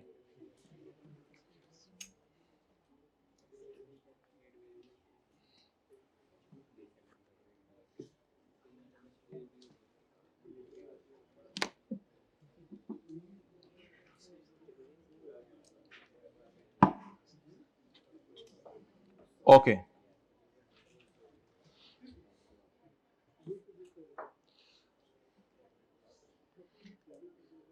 अच्छा, ये वाला सिनेरियो अगर आप खुद करें, ये वाला सिनेरियो, पैसे आए मार्च में, सर आसिफ ने कहा ये लें 1,18,000 पकड़े, 1,18,00,000 पकड़े। होंडा ने अप्रैल में कहा सर गाड़ी गाड़ी ले जाएं, गाड़ी गाड़ी ले जाएं। सर आसिफ ने कहा मई में दे दें, दे दें, गाड़ी दे दें। अब तो वेट ही ना करें, अब तो कैश आ गया है ना, तो आप किस चीज का वेट करना, आप delivery delivery made available available, भाई पैसे आ गए अर्लियर है, तो फिर पैसे आ गए तो बात खत्म।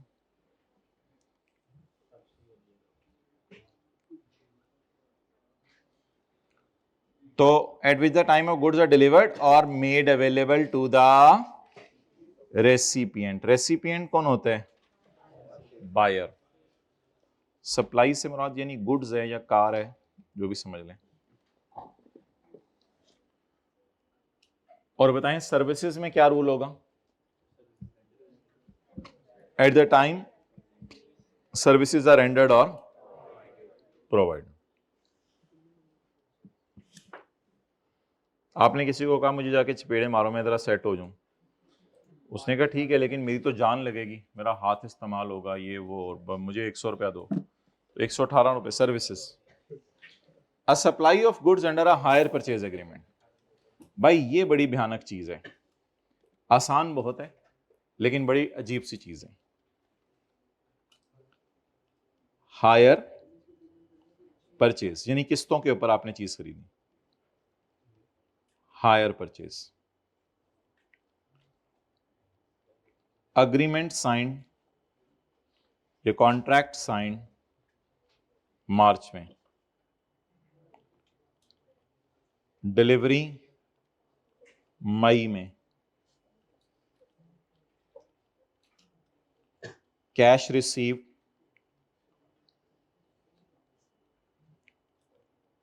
जून, जुलाई, अगस्त। कैश रिसीव 3 किस्तों में हुआ, तो इसमें टाइम ऑफ सप्लाई है मार्च। ये डिलीवरी और कैश रिसीव का भी बाप है। कॉन्सेप्ट समझ आ गया आपको? नोट करें, डिलीवरी का भी वेट नहीं करना, कैश रिसीट का भी वेट नहीं करना, बल्कि किसका क्या हो, बस जब एग्रीमेंट साइन हो तब इसको सेल में डाल दें। ये डिलीवरी और कैश रिसीव का भी बाप निकला। बस लॉ मेकर कहते हैं अर्लियर अर्लियर होना चाहिए, बस मेरे मजे लगे ने, जल्दी जल्दी टैक्स आए। नोट कर लिया? चलें, बहुत अच्छी बात है।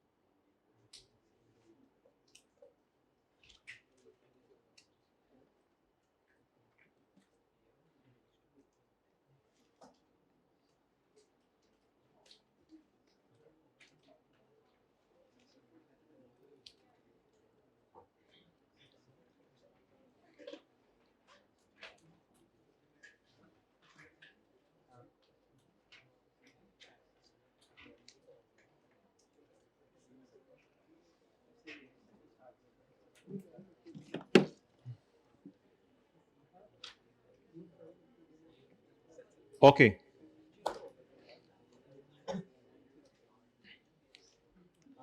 कंपनी, कंपनी की वही डेफिनेशन है जो कि हमने चैप्टर 4 में पढ़ी थी। अच्छा, ये ना पार्ट पेमेंट को इंशाल्लाह कल करेंगे, कल करेंगे। अच्छा, टाइम ऑफ सप्लाई से भी ज्यादा इंपॉर्टेंट चीज, ये न्यूमेरिकल से शुरू हो गए हैं भाई। अब टाइम ऑफ सप्लाई से भी ज्यादा इंपॉर्टेंट चीज जो अब हमारी शुरू हो गई है, that is value of supply. Value of supply में हमारा जो पहला कॉन्सेप्ट है वो ये है, अगले पेज के ऊपर आए, it is not a third schedule item. Dawlance has share the following information. AC कितने में बनाया? 100 रुपए का रॉ मटेरियल लिया, 10-20 रुपए कस्टम ड्यूटी दी, 10 रुपीज लेबर, 160, 40 का प्रॉफिट रखा। कस्टमर को बेच रहे हैं 236 का, लेकिन सेल प्राइस 200 है, 36 टैक्स डाल के 236, तो value of supply is 2 lakh, VOS is 2 lakh. तो बोले value of supply is the price in money which seller receive from buyer. It includes all taxes and duties except sales tax. More or less यही definition आपने वहां याद की थी, वो जो थर्ड शेड्यूल की चीजें थी, लेकिन ये थर्ड शेड्यूल की नहीं है, डब्बा भी वही है सारा। बोलें what is value of supply? Sir value of supply पे हमने 18% लगाना हुआ करेगा, तो बोलें value of supply is the amount in money which seller will receive from buyer. It includes all duties and taxes except sales tax. याद करें, value of supply is the consideration in money including all duties and taxes which seller will receive from buyer but excluding the amount of tax. जी बार बार याद करें, value of supply is a consideration in money including all duties and taxes which seller will receive from buyer except sales tax. Sales tax okay. अब जी 3 बातें हैं और तीनों बातों को आपने बड़ी तसल्ली से समझना है, बल्कि 4 बातें हैं, उनके फिर हम सवाल करने लगे हैं पास पेपर्स के, ताकि ये 4 न्यूमेरिकल्स के टाइप्स हमारी कवर हो जाएं। अगर आपने चीजें बेची हैं फुली और पार्टली इन काइंड, अगर आपने चीजें बेची है फुली और पार्टली इन, तो जो बेचने वाली चीज की फेयर वैल्यू, बोले open market price of supply made, बेचने वाली चीज, मिलने वाली चीज की फेयर वैल्यू नहीं। ये देखें, मैंने ये जो है मार्कर बेचे, मैंने मार्कर बेचे, बदले में भाई ने कैलकुलेटर और पैसे दे दिए, तो बेचने वाली चीज की फेयर वैल्यू देखनी है। किसकी देखनी है? बेचने वाली चीज की फेयर वैल्यू। इसको ब्रैकेट में ले, एक्सक्लूडिंग टैक्स, यानी 18% इग्नोर करके। If seller and buyer are जानने वाले, if seller and buyer are and sale is made at no price, मुफ्त में बेच दी कजन को चीजें, and sale is made at और at a price lower than, या ओपन मार्केट प्राइस से कम बेची, तो ओपन मार्केट प्राइस यानी फेयर वैल्यू ली जाएगी, क्योंकि जानने वाले को सेल तो ओपन मार्केट प्राइस पे होनी चाहिए ना। अगर जानने वाले को आपने मुफ्त में चीजें बेच दी और at a price lower then, तो फिर what will be the VOS? अगर आप सेल करें जनरल पब्लिक को किस्तों पे, तो किस्तों में जब चीजें बेचेंगे तो उसमें कुछ इंटरेस्ट या सरचार्ज डालेंगे, तो इंटरेस्ट सरचार्ज इग्नोर करके आपने लेनी है ओपन मार्केट प्राइस। अगर आप डिस्काउंट देंगे, अगर आप, तो डिस्काउंटेड प्राइस पे 18% लगाना है। कितनी बड़ी छूट मिल गई, डिस्काउंटेड प्राइस पे 18% लगाना है। इसको ब्रैकेट में लें, excluding the amount, provided that bill shows the discounted price and the related tax, और उस पर जो टैक्स बने, and discount is in conformity with the normal business practices. और डिस्काउंट किसके मुताबिक है जी? चीजों के बदले चीजें, तो बेचने वाली चीज की फेयर वैल्यू देखी जाएगी या मिलने वाली की? बेचने वाली की। पहला कॉन्सेप्ट खत्म। दूसरा, अगर जानने वाले को चीजें बेचें या मुफ्त में या मार्केट प्राइस से कम, तो ओपन मार्केट प्राइस ली जाएगी। तीसरी चीज, अगर किस्तों पे चीजें बेचें, किस्तों पे चीजें बेचें और उसमें थोड़ा सा इंटरेस्ट डाल दें, तो इंटरेस्ट पे सेल्स टैक्स नहीं लगेगा। जो चीज की ओपन मार्केट प्राइस है उस पे सेल्स टैक्स लगेगा 18%। और चौथी और आखिरी एग्जांपल आज की, अगर आप डिस्काउंट दें तो ट्रेड डिस्काउंट माइनस करने की इजाजत है, अगर 2 शराइत पूरी हो जाएं, डिस्काउंटेड प्राइस बिल पे लिखी हो और उसका सेल्स टैक्स भी, और आखिरी चीज ये कि वो डिस्काउंट बिजनेस नॉर्म्स के मुताबिक हो। यानी कि अगर बिजनेस नॉर्म्स हैं 10% तो आप उसे 10% डिस्काउंट दे दें, लेकिन अगर बिजनेस नॉर्म्स हैं 5% और आप उसे फिर 12% 13% डिस्काउंट दें तो फिर ये एक्सेप्टेबल नहीं है, फिर ये एक्सेप्टेबल नहीं है। आप सारे न्यूमेरिकली कैलकुलेशन करने लगे हैं, सब वो सब पेपर में दिया होगा। चलें जी, start. Page number 594।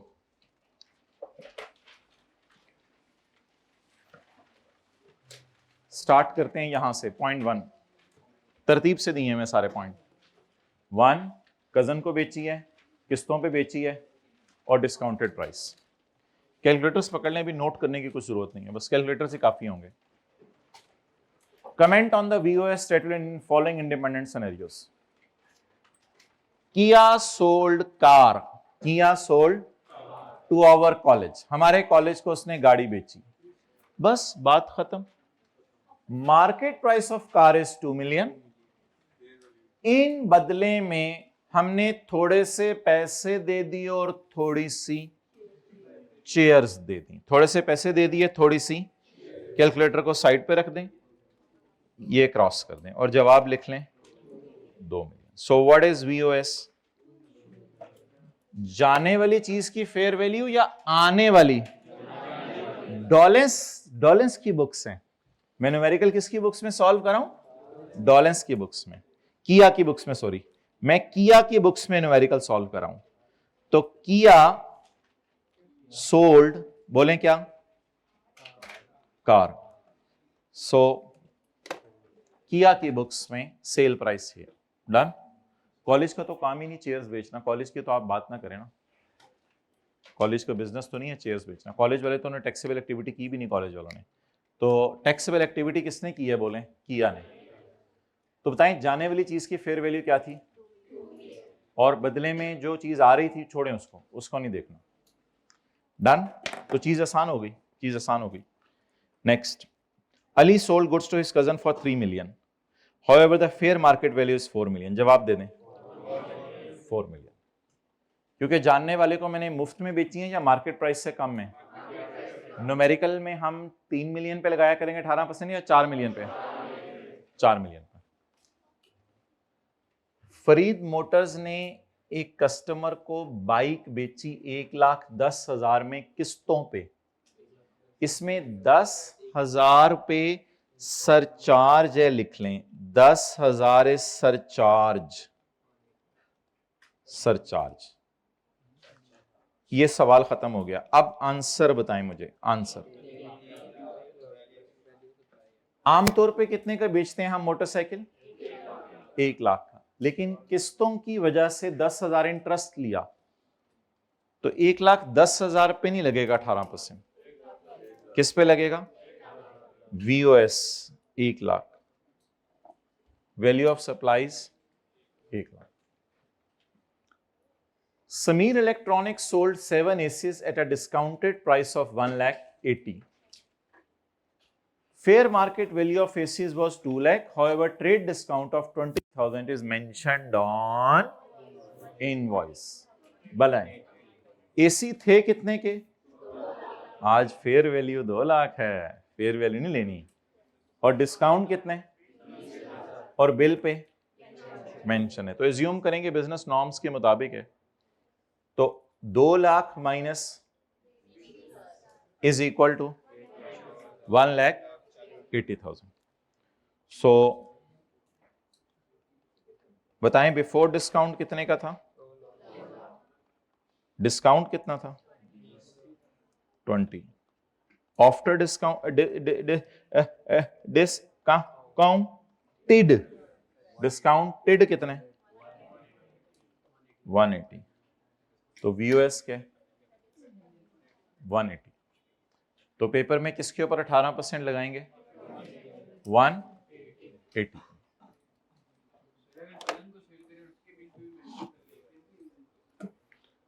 Normal discount cousin को दे सकते हैं, नॉर्मल डिस्काउंट दे दें।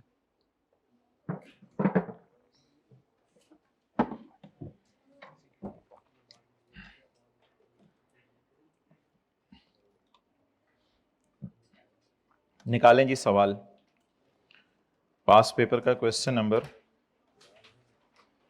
फौलाद और तामीर वाला कोई सवाल है। फौलाद और तामीर वाला कोई सवाल है, मिल रहा है आपको? फौलाद और तामीर वाला कोई सवाल। Question 36, page number 652। सिर्फ आज के नोट्स में लिखा होगा हमने 36 का ए किया है, 36 का ए। जल्दी भाई जल्दी कैलकुलेटर पकड़ें और मुझे वीओएस बता दें। अब जरा सेल्स टैक्स शुरू हो गया है रूज के ऊपर, अब कोई सुस्ती नहीं करनी, जल्दी बताएं वीओएस।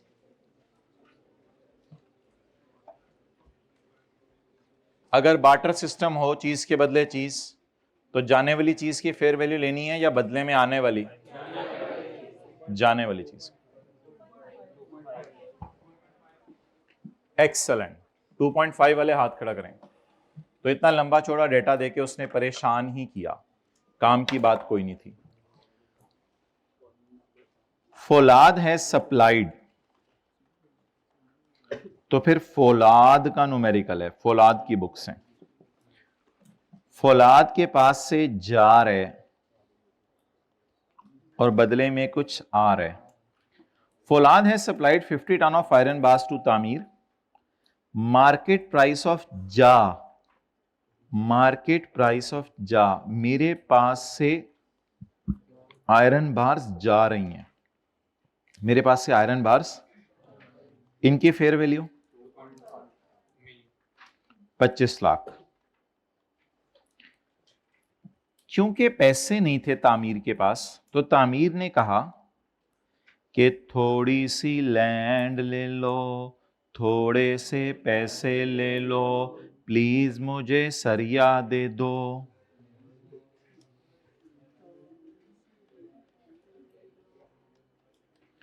फौलाद की बुक्स में आ क्या रहा है? फौलाद के पास आ क्या रहा है? लैंड। 75,000 डन। टोटल 2375,000। इसको क्रॉस करें। So what is VOS? जाने वाली चीज की फेयर वैल्यू देखी जाएगी या बदले में जो आ रही है? नहीं, जाने वाली चीज, जाने वाली चीज। फौलाद के पास से क्या जा रहा है? सरिया। फौलाद के पास से क्या जा रहा है? सरिये के ट्रक, बड़े बड़े 50 टन सरिये का एक ट्रक समझ लें, एक ट्रक में 50 टन सरिया गया है, बदले में इसको लैंड मिली है और पैसे मिले हैं। बताएं फौलाद अपनी सेल में क्या डालेगा? 2.5। 2.5। कभी कभी मैं ये सवाल जो है ना कराया करता था रुपीज इन मिलियन में, तो फिर बच्चे करते थे 0.75 मिलियन। तब से मैंने ये सवाल रुपीज इन मिलियन में करवाना छोड़ दिया है, क्योंकि ये 0.075 मिलियन है। कभी कभी मैं करवाया करता था ये सवाल रुपीज इन मिलियन में, लेकिन अब मैंने तौबा कर ली हुई है, क्योंकि 75,000 को बच्चे समझते हैं 0.75 मिलियन। हालांकि इसको मिलियन में कन्वर्ट करने का तरीका पता है क्या? कैलकुलेटर पकड़ें, 75,000 को डिवाइड करें, 1 लिखें और फिर 6 सिफर लिखें। 75,000 को डिवाइड करें 1 मिलियन से, जवाब 0.075 मिलियन। अगर मिलियन में सवाल करने तो ये 0.075 है, ये 0.75 नहीं है। लेकिन हमने सवाल छोड़ दिया हुआ रुपीज इन मिलियन में करवाना, बुरे बुरे बुरे बुरे तजर्बे हुए थे हमारे जी। अगर दो बंदों के दरमियान इन्वेंट्री का एक्सचेंज है, हाँ, तो दोनों अपनी अपनी जाने वाली चीज की फेयर वैल्यू देखेंगे ना माय डियर। बिल्कुल अच्छा सवाल है आपका। बस सेलर की जिम्मेदारी बताएं क्या है? फौलाद कौन है आज? सेलर। तो सेलर की जिम्मेदारी क्या है? जो चीज बेच रहे हैं उसकी fair value will be the ऐसा कोई कॉन्सेप्ट नहीं है हायर ऑफ लोअर ऑफ कि दोनों फिगर्स निकालो, हायर लो लोअर लो, ये करो। अब मुझे थ्योरी की हद तक लिखवाएं, बोलें where the consideration is partly in cash and partly in kind, the value of supply will be open market price of supply made. So what is made? सरिया बेचा है ना, तो सरिया बेचा, तो it is the open market price of supply made. जा को क्या कहते हैं? Supply made. लेकिन पहले पता होना चाहिए किसकी बुक्स में सवाल हो रहा है। तो किसकी बुक्स में सवाल हो रहा है? फौलाद। ओके, अब आप हजरात, ये सबसे खूबसूरत एक न्यूमेरिकल आया हुआ है इसके ऊपर, और इस कॉन्सेप्ट की हमने बहुत ज्यादा रिवीजन करनी आने वाले दिनों में। Page 649, page 649, Samad corporation, Samad corporation supplies special material to various industrial concerns.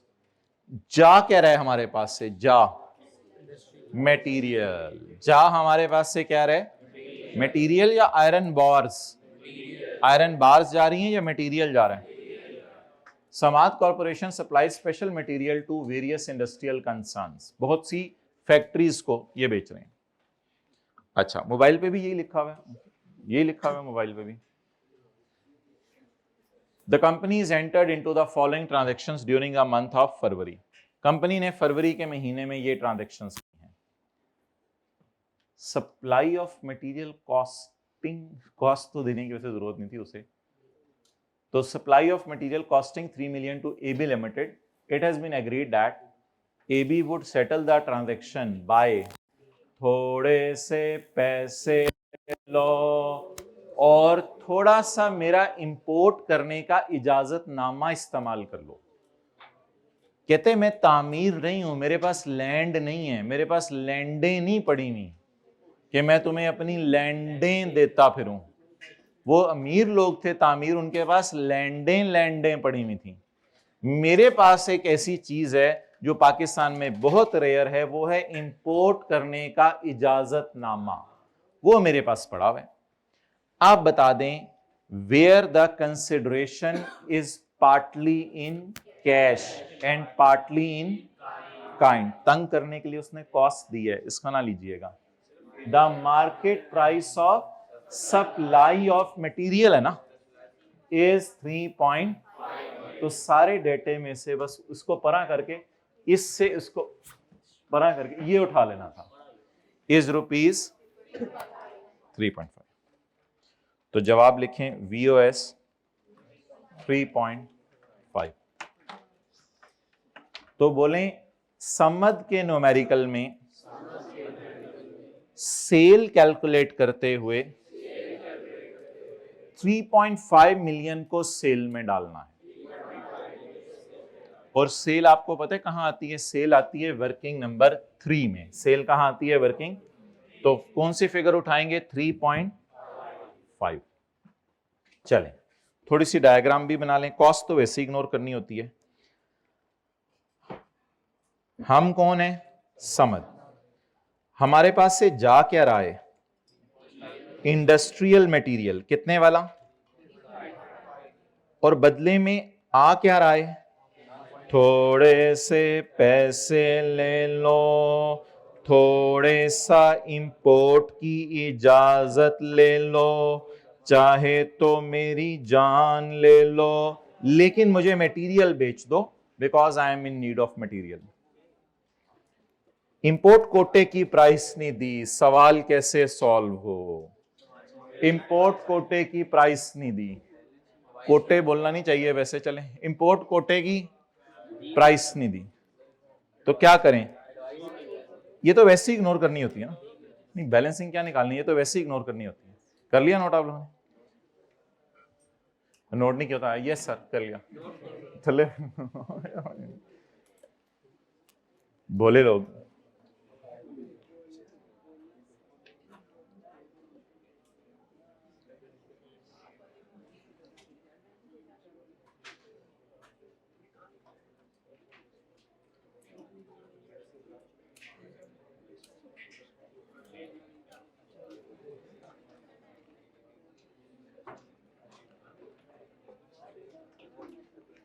जी भाई,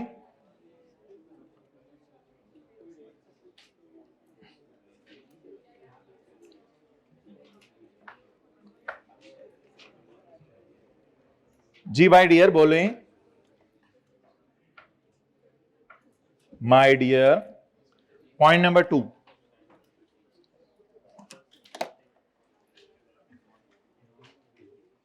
supply of material to DM Limited at a discounted price of 6.8 million. Due to particular relation, DM हमारी दादी का बेटा था, हमारे चाचू थे, दादी का बेटा तो अब्बू कौन है ये, इसको 100 रुपया नाम देना, ये भी सही है। अच्छा, तो ड्यू टू पर्टिकुलर रिलेशन, क्योंकि उससे खास रिश्तेदारी थी, रहन दिया करो कभी, भाई बात माननी देना। DML has been allowed a special discount of 15% as against normal discount of. अब आप इस फिगर को 8% का डिस्काउंट लगा के कैलकुलेट करें किसी तरह। कैलकुलेटर पे कोई रॉकेट साइंस लगाएं, रॉकेट साइंस मोड कैलकुलेटर का ऑन करें, कैलकुलेटर का रॉकेट साइंस मोड ऑन करें और ऑन करके जरा ट्राई करें। अल्लाह सबको कैलकुलेटर दे।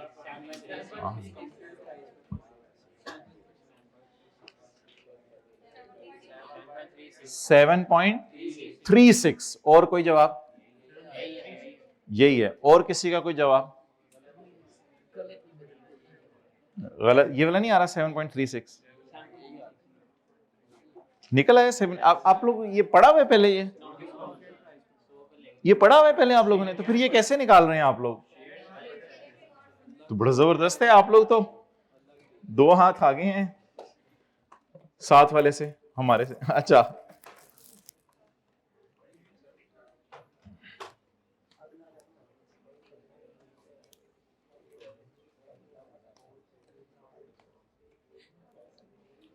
दुआ करें ये सवाल करके भी 1-2 मिनट बच जाए, हम उसको भी इफेक्टिवली यूटिलाइज कर लें कहीं।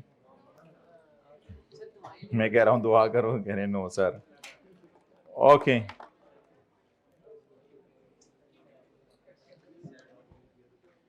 कई लोग दुआ मांग रहे होते हैं अल्लाह मैं नेक हो जाऊं, फिर सोच रहे होते हैं हो ही ना ज्यादा, अस्तगफिरुल्लाह, ये बिल्कुल गलत अप्रोच है। ओके चलें जी,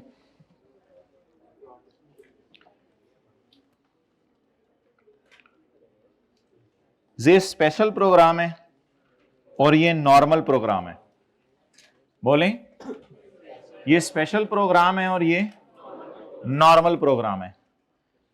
स्पेशल प्रोग्राम ये है कि बिफोर डिस्काउंट चीज होती है 100 रुपए की।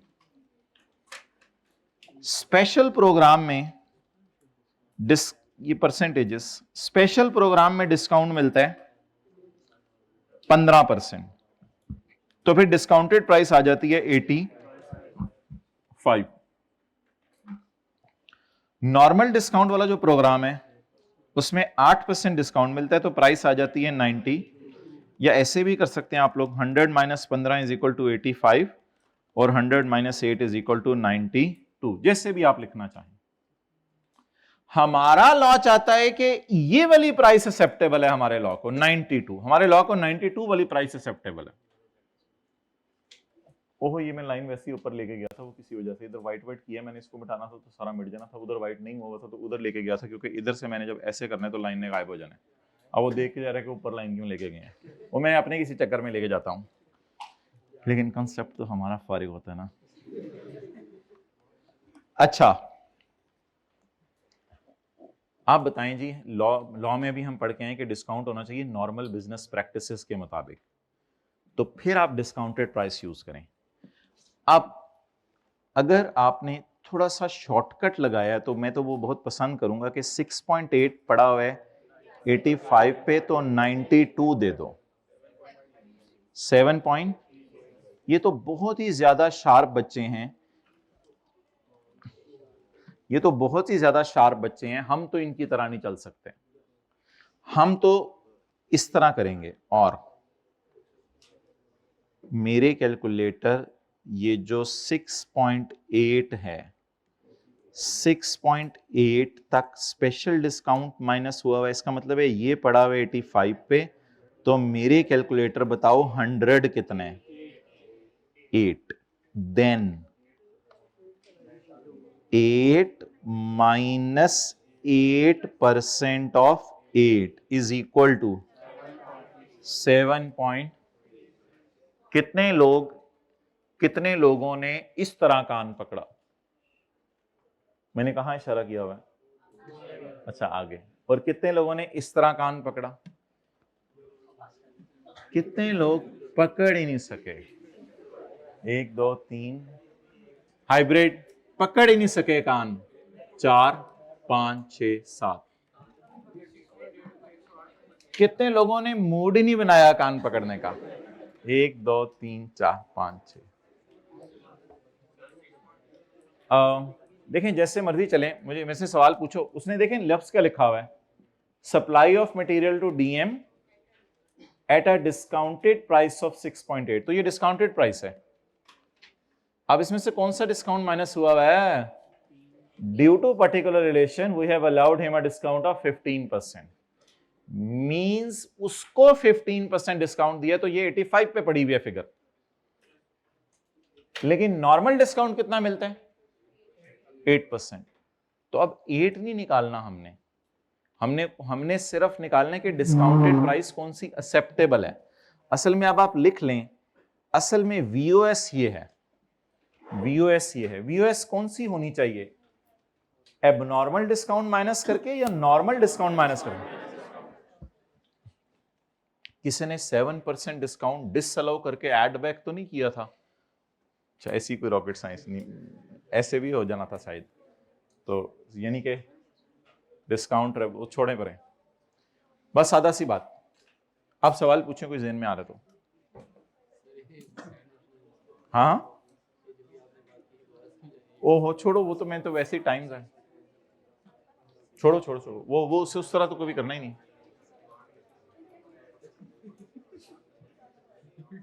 हाँ, sale at a discounted price of 6.8। मैं आपके सवाल का जवाब नहीं दूंगा, मैं लहजे को ऊपर नीचे करके फिक्रा बार बार पढ़ूंगा, उसी में से आपने सवाल का जवाब लेना है। Supply of material to DM at a discounted price of 6.8 due to particular relation DML has allowed a special discount of 15%। मिल गया सवाल का जवाब? चले, और जी कोई किसी का सवाल हो? जैसे मर्जी चलो, बिल्कुल रोडों पे गाड़ी डाल ली और कह रहे हैं मैं रोडों पे गाड़ी डाल के भी पहुंच जाऊंगा मंजिल पे। तो अब इसकी हमारी आने वाले दिनों में न्यूमेरिकल्स में बहुत ज्यादा रिवीजन होनी है, क्योंकि ये आज पहली दफा पढ़ा है।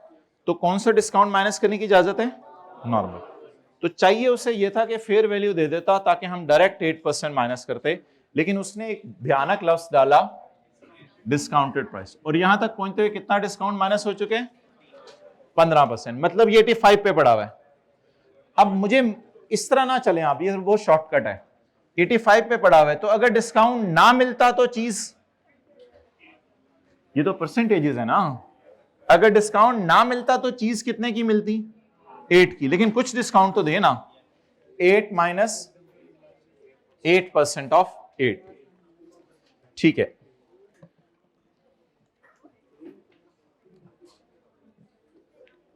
आखिरी एडजस्टमेंट पढ़ लें फिर छुट्टी करते हैं। ये मैंने आपको कल के न्यूमेरिकल में करवा दी थी। ये ना असल में मैं आपको दिखा नहीं सकता क्योंकि अभी हमने ना ये पढ़ा नहीं हुआ, लेकिन अगर आप कहते हैं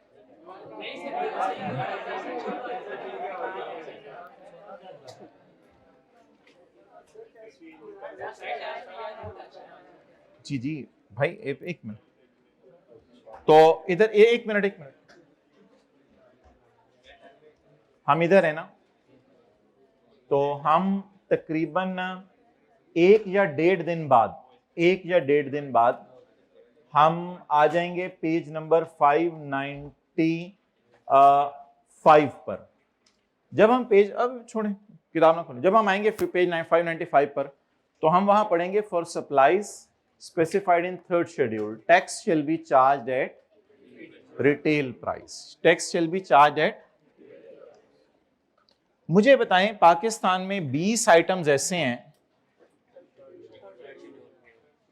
पाकिस्तान में 20 आइटम्स ऐसे हैं जिनके डब्बी पर उनकी रिटेल प्राइस, अब दुकानदार आपको डिस्काउंट पे बेच भी दे, इधर डिस्काउंट नहीं माइनस किया करेंगे क्योंकि थर्ड शेड्यूल के आइटम्स की डब्बी पर प्राइस लिखी होती है। थर्ड शेड्यूल के अलावा कोई आइटम हो, जैसे आज मटेरियल वगैरह था, फिर कोई मसला नहीं, लेकिन अगर थर्ड शेड्यूल के आइटम्स पर प्राइस जो लिखी होगी वो रिटेल प्राइस होगी। वो क्या होगी? रिटेल प्राइस होगी।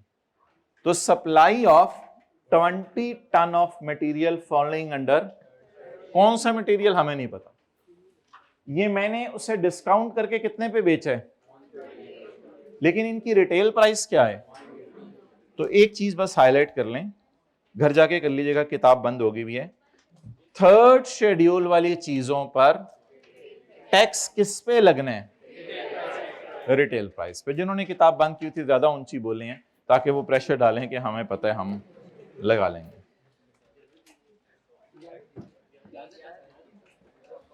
क्या 1 मिनट अभी रहता है?